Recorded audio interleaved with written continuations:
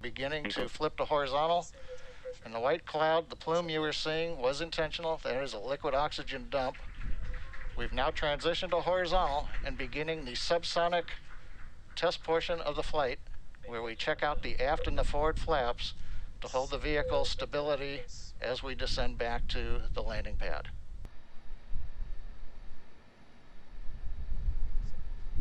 Six minutes, 10 seconds into flight, we're down beneath 1.5 kilometers. We're preparing to restart 2 engines, flip the vehicle vertical, then transition to 1 engine for the landing burn.